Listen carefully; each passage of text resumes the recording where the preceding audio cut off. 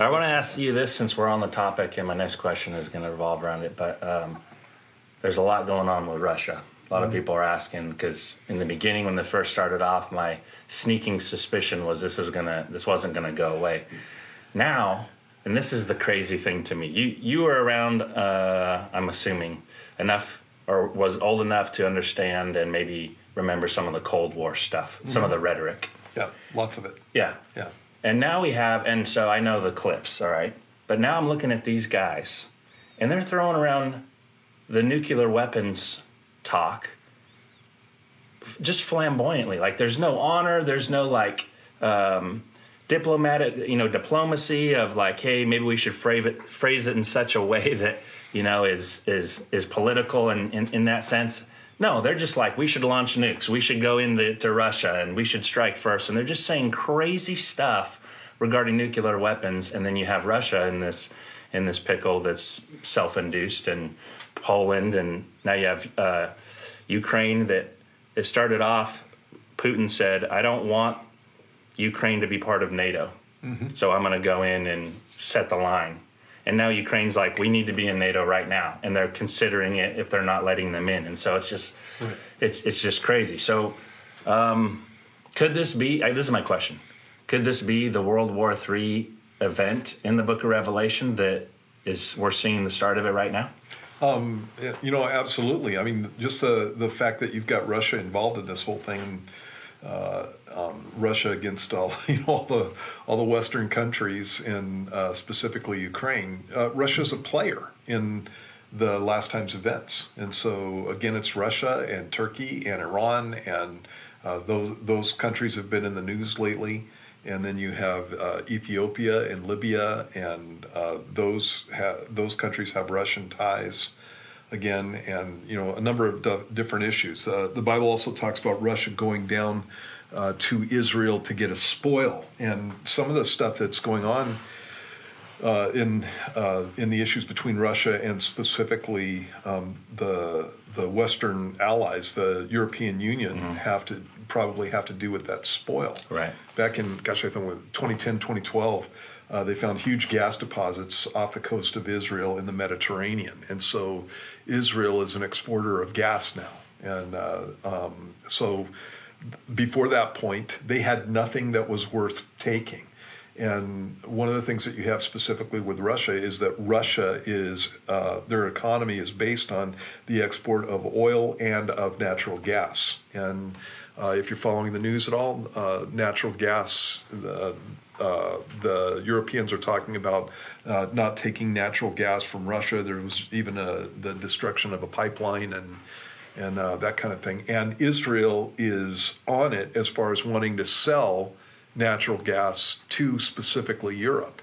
And if that happens, that's going to undercut the Russian economy, and you're going to have a country that's desperate at that point. Not that they're not desperate now at this point. When I look at this whole thing, you got a situation here where Putin obviously thought that he was going to go in, and within a couple of months he was going to take the country, and that is not what happened. And I've been paying a little bit of attention to this, and part of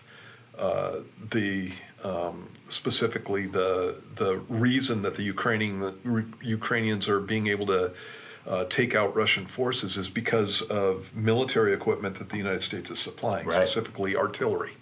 And so they've got artillery that can stand off hundreds of miles and just nail specific sites, and so this is devastating the Russian logistics and supplies and that kind of thing. Plus the Russian soldiers themselves, very demoralizing. And so you see these guys on the retreat and that kind of thing. Another thing that Putin. Okay, so just to that point, if we were Russia, not putting blame on the situation, but if we were Russia.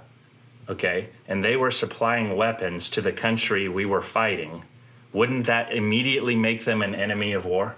That would make them, that kind of stuff happened in the Vietnam War. where other countries were supplying. Russia was specifically supplying weapons to the Vietnamese, the North Vietnamese, Okay. and advisors, and there were Russians in country. Right. At that point, the whole point of the Vietnam War, from our perspective, was to stop the spread of communism. Mm-hmm. And so from their perspective, it was to increase the spread of communism. And so you had that was a proxy war basically. And you've got the same kind of thing that's going on in this situation. In any case, when you look at what's happening here, Putin obviously to me, it didn't look like he thought this through in the sense of what could happen if I don't take Ukraine within a couple of months. Right. And so now he's in a situation where he's just annexed the eastern part of Ukraine, along with he's already annexed Crimea, and he's talking about Russian territory. And if there is any threat to Russian territory, then he's going to be using nukes. Well, that now in his mind, that includes eastern Ukraine and the Crimean region. And the Ukrainians are talking about that's exactly what we're going to take back at this point. And so that gets really dicey. And like you said, you got crazy people in D.C. that are talking about lobbing nukes. I've never heard anybody use this kind of language in the whole time that I've been alive. Yeah, it's crazy. Yeah, it's just that's craziness, and it's always politicians or bureaucrats talking about other people and other people's family and that kind of thing. They're not going to war themselves, and they're not going to be involved in upfront situations where nuclear weapons are being used. And then on top of it, you got a situation where it's been rumored that Putin is very sick. The other thing that you've got here is this guy's got no way out. How are you going to de-escalate this stuff? So you know what I thought about that is that verse that says he's going to put a hook in his jaw turn him around. It's like he's stuck. Yeah. And then you put Israel in there, and it's like maybe the thing that pulls him out is that he has the energy hand on Europe, and he can kind of tell them what to do, and then Israel comes and gets in the way, and it's like he's stuck diplomatically, politically, all that stuff. So the scary thing about this whole thing is, like you said, he's stuck. And so if he withdraws and just goes, okay, let's have a peace treaty with Ukraine, and the Ukrainians get the eastern Ukraine and get Crimea back. If he withdraws and does that politically, he's going to suffer the consequences of that. Mm-hmm. And I don't, there's going to be a coup. And, you even got politicians who are talking about regime change with Russia of all places. These guys have 6,300 nuclear weapons, and they've got more nuclear weapons than we do. And we're talking about, and he's got his finger on the button, and we're talking about regime change with this guy. This guy's got nothing to lose. Actually, he's got everything to lose, but he's got nothing to lose in the context of sending some nukes over, tactical nukes, and taking out the front lines of the Ukrainian army. And the way that guys in D.C. are talking, they're going to start a nuclear war over that.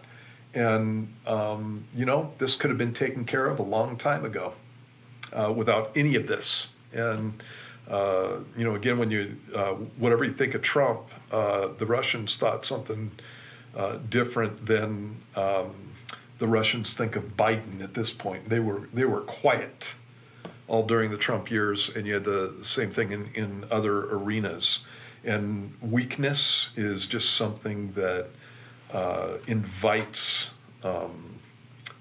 global bullying, mm-hmm. and that's why we're in this situation. So it's like I don't know exactly how there's a pivot, and Israel becomes the target in this situation. But yes, you got a situation where this can get out of control and cause all kinds of issues. The Bible doesn't teach that America is the superpower on the planet until Russia comes down and attacks Israel. Right. What the Bible teaches is that we're not there. Right. And so we're not there could happen before Russia attacks Israel, mm-hmm. or we're nullified in some way. And that can happen before Russia attacks Israel. And so this could lead to a nuclear war right now, bam. And the Russians end up taking out America's forces, and then we withdraw and go back. And, there's all kinds of scenarios that can come up with that you can come up with on this whole issue. And, I'm a patriot, and I'm really impressed with American military power. I think that we're way more powerful than Russia, but power wielded by idiots is not effective. Right. And so I think that's what we've got going on right now. Power being wielded by people who have no clue about what they're doing. These are the same people who just did the withdrawal from Afghanistan. They're the same people. It's like we just had a war in Afghanistan and in Iraq that lasted decades, and because these people could not get their act together, and not the military forces themselves, but the people who were running these things, and they're still running things. And so I've got no confidence in these guys at all. Not at all. And so. Yeah, there's a number of things that could be going on, but the fact that Russia is involved, when this happened, I was like, Putin is Gog, man. Gog and Magog in the Bible. Yeah. And I was like, Putin is Gog. And that, my attitude on that could change because he could be taken out for some reason. Sure. And, you get regime change, and, obviously what you're going to get if you get rid of Putin is somebody who's way nicer than him.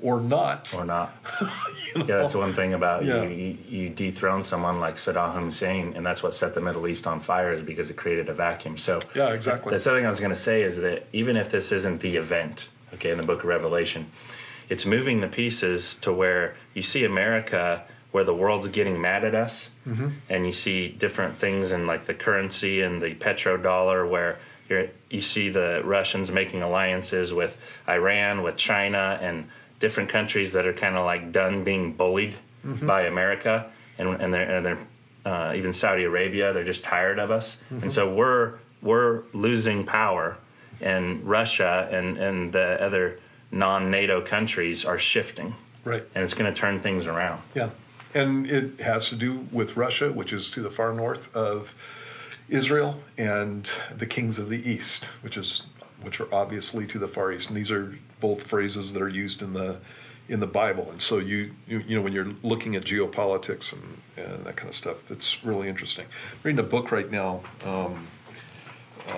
that deals with this kind of stuff. It is written by Peter Zeihan. Zeihan. It's called "The End of the World is Just the Beginning." Really interesting. He's not a Christian, and he just goes through and he's looking at the world from geopolitical and demographic background, and the fact that America is withdrawing from the world stage and what that's going to cause. And one of the things that was interesting when I was going through this book was recommended to me.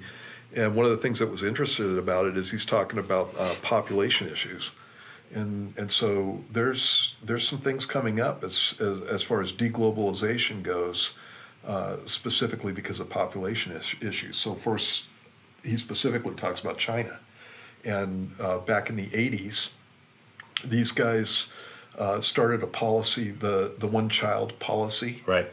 And so what they did was they penalized people who had more than one child, and specifically because of that, you have basically an agrarian society, and so the children that they were having were boys because they were aborting little girls, and so now they've got a population that doesn't have enough women in it. And they've got a large population that is about to retire from the workforce. A huge population that's about to retire from the workforce, and they're not going to be able. The next generation is not going to be able to step in and do the same amount of work that the previous generation did. And what he's talking about is there's going to be a financial collapse in China because of this. And it's not only in China; it's in Europe and some other places too, including Russia. And one of the things that you have with this, and you were talking about earlier. my experience growing up during the Cold War years. Right after Jimmy Carter, we had demilitarized in major ways, and the Russians had built up their military. By the end of the 70s and into the early 80s, we were kind of frightened because the Russian military could take us. It was the thinking during that time. And so when Reagan came into power, what he did was he put a bunch of money into the military and he began building up our forces. Well, there was a period of time there where people were talking about the fact that we were about to eclipse Russia again, and the Russians had to make decisions as to whether or not to use their forces or lose it.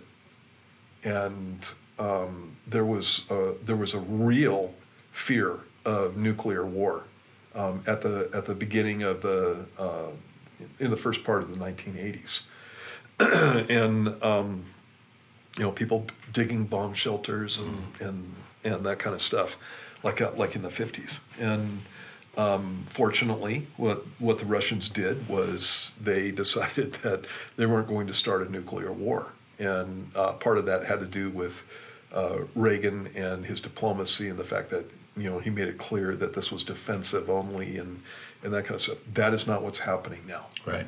That is not what's happening.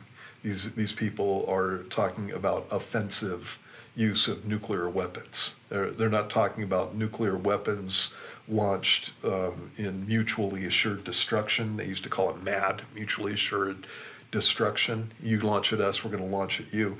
They're talking about you launch at Ukraine, we're going to launch at you. And that, Russians, they